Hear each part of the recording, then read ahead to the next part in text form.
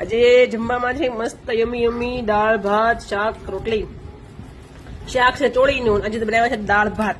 મેં ઘણા સમયથી દાળ ભાત ખાધા નહોતા તો દાળ ભાત ખાવાનું મન થયું તો કેટલી મસ્ત યમી યમી દાળ છે ને અમારે મસ્તીની.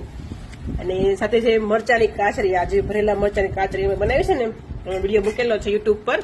એની કાચરી બનાવી છે. તો આજે છે એટલું મસ્ત હેલ્ધી અને છાશનું તપેલું તમારું ભેગું હોય જ. અને આમાં છાશનો મસાલો એ પણ હોય જ. તો આ છે અમારું આજનું કંઈક આ જમવાનું. તો મજા આવી ગઈ. દાળ કેવી લાગી? અરે તે તો દાળ પીધી નથી તો પછી કેન્સલ. દાળ શાક આજે મેં બનાવ્યું છે. રોટલી ઉર્વશી બનાવી છે. શાક મજા આવી હે ને? તો વાંધો નહીં. હું પ્રસાદી પેલા તો બધું નવીન ચોળીનું શાક એમ કે દીકા માથામાં કેવું છે પણ કેવી લાગે છે કાટું. આ સમજાય જો ખાવા માંડને ભાઈ સાહેબ.